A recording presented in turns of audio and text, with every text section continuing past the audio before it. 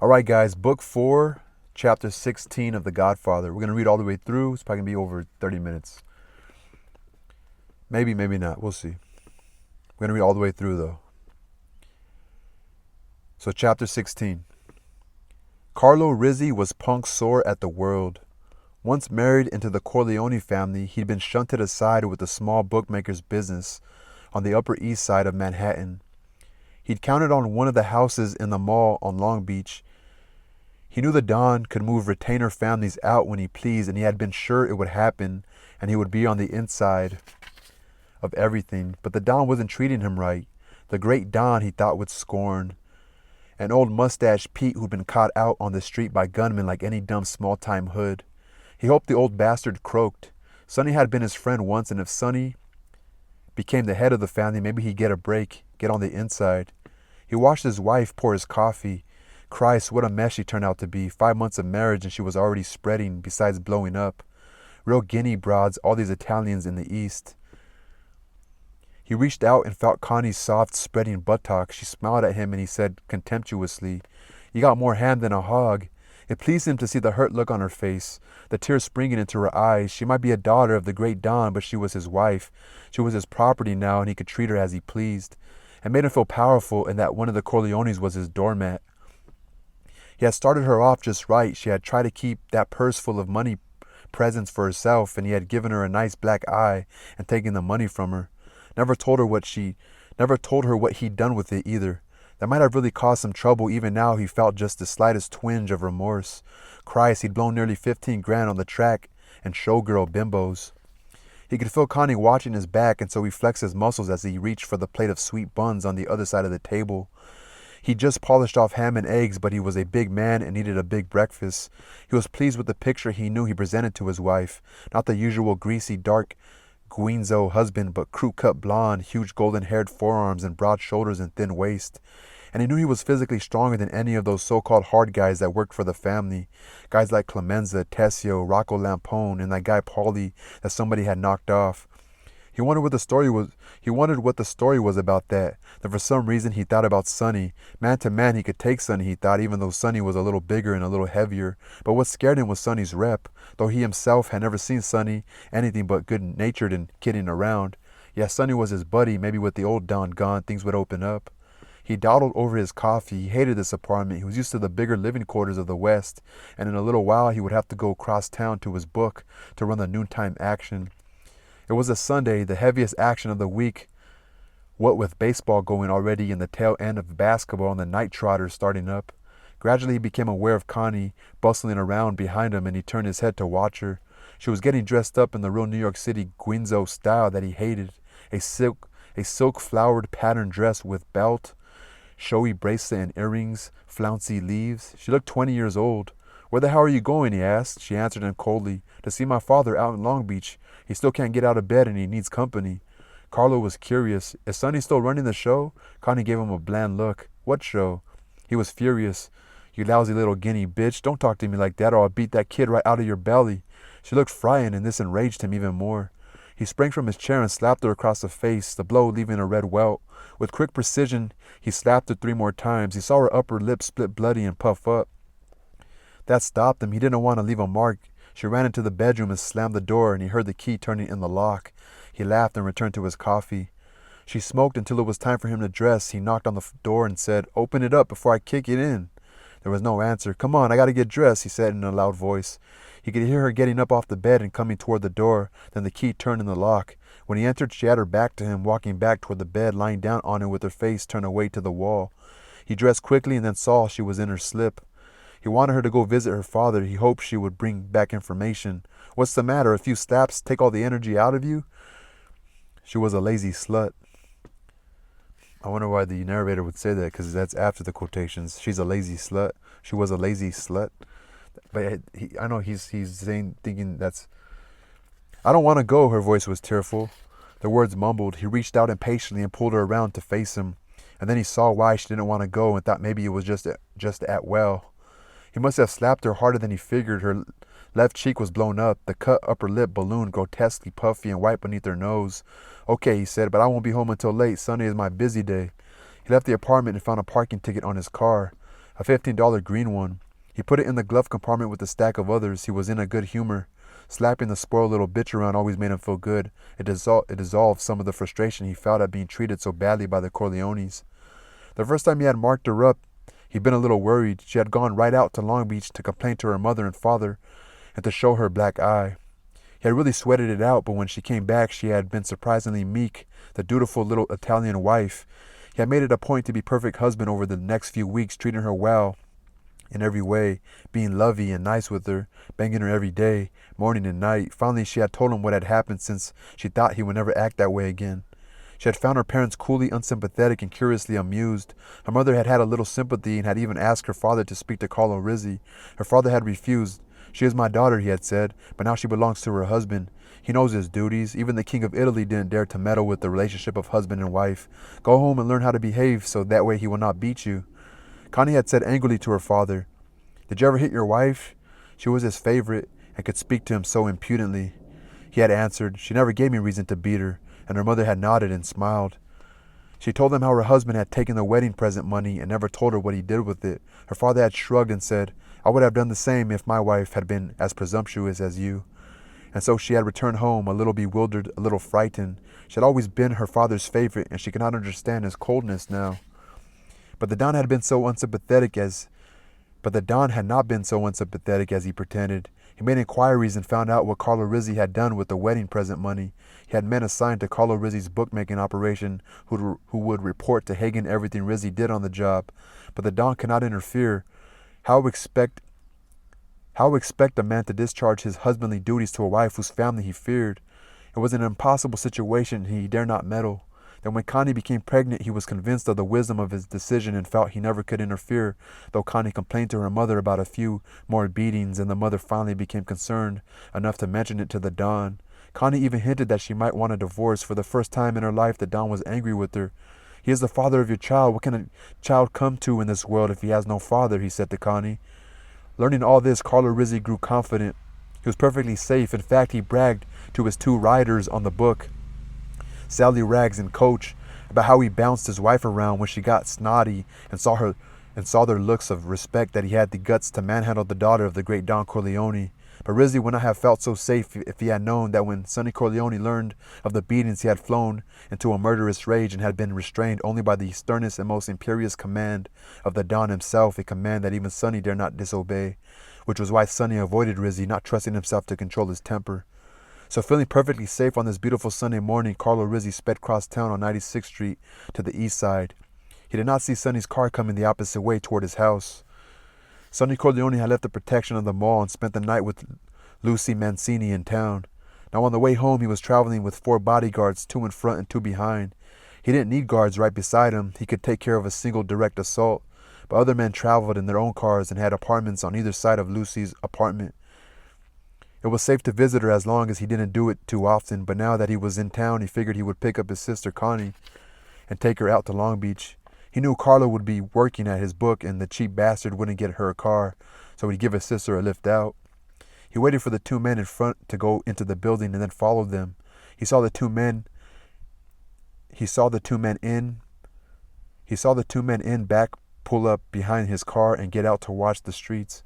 He kept his own eyes open. It was a 1,000,000-to-1 shot that the opposition even knew he was in town, but he was always careful. He had learned that in the 1930s war. He never used elevators. They were death traps. He climbed the 8 flights to Connie's apartment going fast. He knocked on her door. He had seen Carlo's car go by and knew she would be alone. There was no answer. He knocked again, and then he heard his sister's voice, frightened, timid, asking, "Who is it?" The fright in the voice stunned him. His kid sister had always been fresh and snotty, tough as anybody in the family. What the hell had happened to her, he said. "It's Sonny." The Bolden side stood back and the door opened and Connie was in his arms sobbing. He was so surprised he just stood there. He pushed her away from him and saw her swollen face and he understood what had happened. He pulled away from her to run down the stairs and go after her husband. Rage flamed up in him, contorting his own face. Connie saw the rage and clung to him, not letting him go, making him come into the apartment. She was weeping out of terror now. She knew her older brother's temper and feared it. She had never complained to him about Carlo for that reason. Now she made him come into the apartment with her. "It was my fault," she said. "I started a fight with him and I tried to hit him, so he hit me. He really didn't try to hit me that hard. I walked into it." Sonny's heavy, Cupid face was under control. "You going to see the old man today?" She didn't answer, so he added, I thought you were, so I dropped over to give you a lift. I was in the city anyway. She shook her head. I don't want them to see me this way. I'll come next week. Okay, son, he said. He picked up her kitchen phone and dialed a number. I'm getting a doctor to come over here and take a look at you and fix you up. In your condition, you have to be careful. How many months before you have the kid? 2 months, Connie said. Sonny, please don't do anything. Please don't. Sonny laughed. His face was cruelly intent when he said, don't worry. I won't make your kid an orphan before he's born. He left the apartment after kissing her lightly on her uninjured cheek. On East 112th Street, a long line of cars were double parked in front of a candy store that was the headquarters of Carlo Rizzi's book. On the sidewalk in front of the store, fathers played catch with small children they had taken for a Sunday morning ride and to keep them company as they placed their bets. When they saw Carlo Rizzi coming, they stopped playing ball and bought their kids ice cream to keep them quiet. When they started studying the newspapers that gave the starting pitchers, trying to pick out winning baseball bets for the day. Then they started studying the newspapers that gave the starting pitchers, trying to pick out winning baseball bets for the day. Carlo went into the large room in the back of the store. His 2 riders, a small wiry man called Sally Rags and a big husky fellow called Coach, were already waiting for the action to start. They had their huge lined pads in front of them ready to write down bets. On a wooden stand was a blackboard with the names of the 16 big league baseball teams chalked on it, paired to show who was playing against who. Against each pairing was a blocked out square to enter the odds. Carlo asked Coach, is the store phone tapped today? Coach shook his head. The tap is still off. Carlo went to the wall phone and dialed a number. Sally Rags and Coach watched him impassively as he jotted down the line, the odds on all the baseball games for that day. They watched him as he hung up the phone and walked over to the blackboard and chalked up the odds against each game. Though Carlo did not know it, they had already gotten the line and were checking his work. In the first week in his job, Carlo had made a mistake in transposing the odds onto the blackboard and had created that dream of all gamblers, a middle. That is, by betting the odds with him and then betting against the same team with another bookmaker at the correct odds, the gambler cannot lose.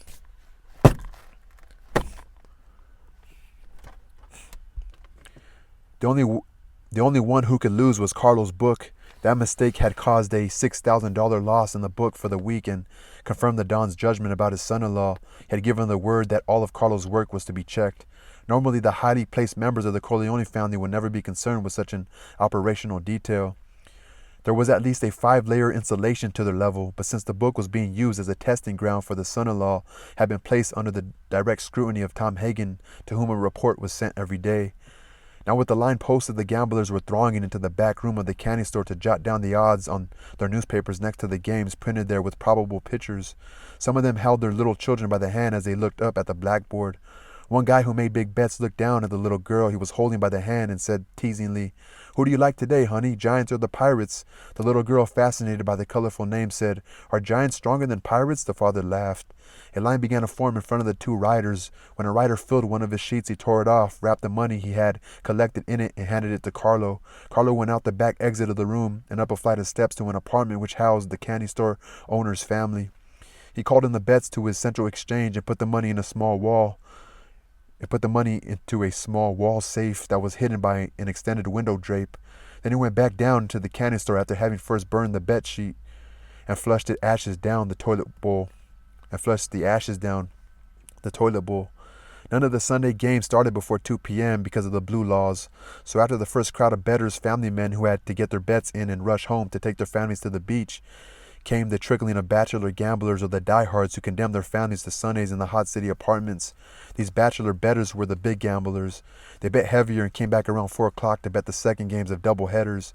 They were the ones who made Carlo's Sundays a full-time day with overtime, though some married men called in from the beach to try and recoup their losses. By 1:30 the betting had trickled off so that Carlo and Sally Rags could go out and sit on the stoop beside the candy store and get some fresh air. They watched the stickball game the kids were having. A police car went by. They ignored it. This book had very heavy protection at the precinct and couldn't be touched on a local level. A raid would have to be ordered from the very top, and even then a warning would come through in plenty of time. Coach came out and sat beside them. They gossiped a while about baseball and women.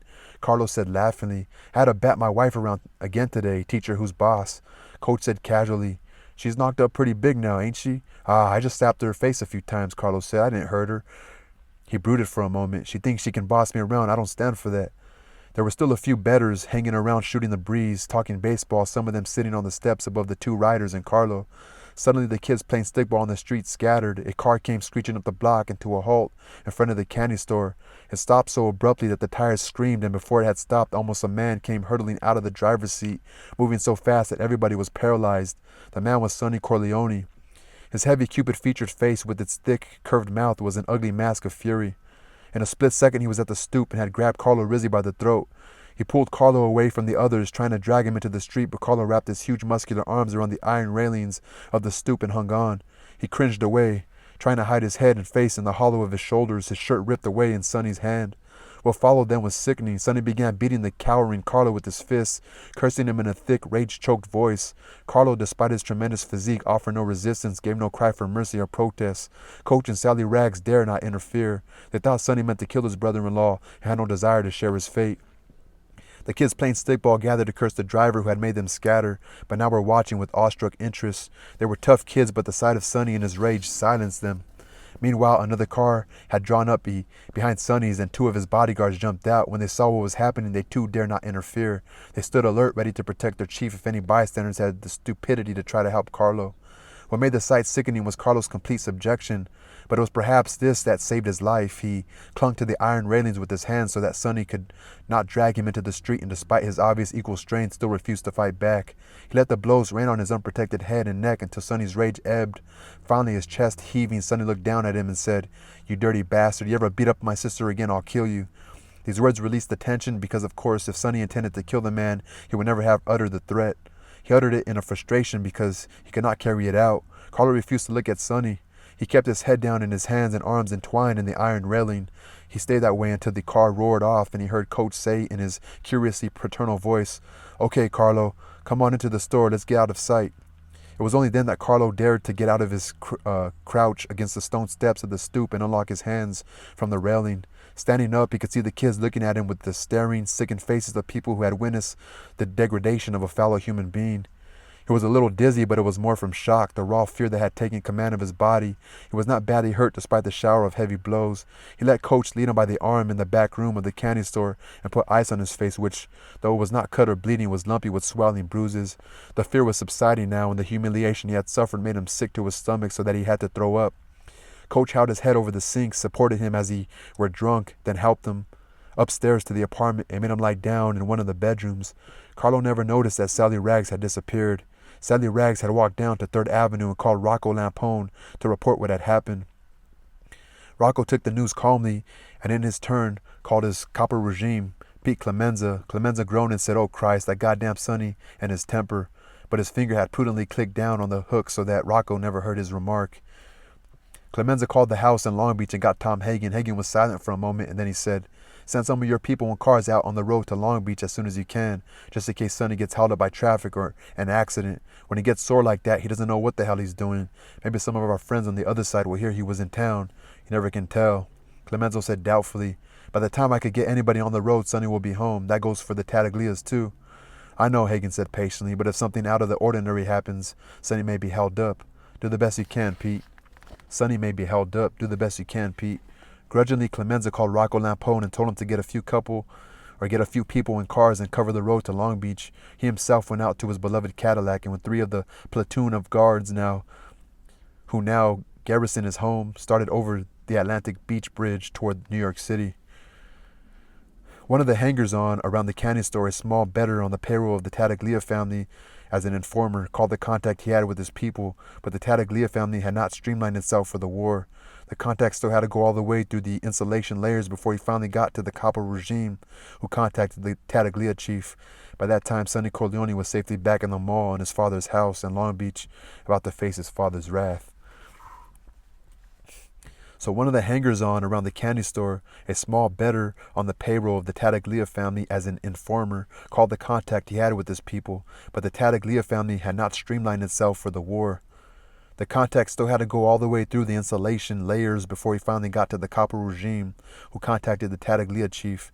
By that time, Sonny Corleone was safely back in the mall in his father's house in Long Beach, about to face his father's wrath.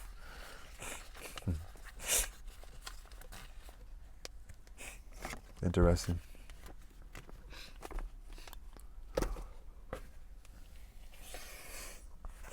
Peace.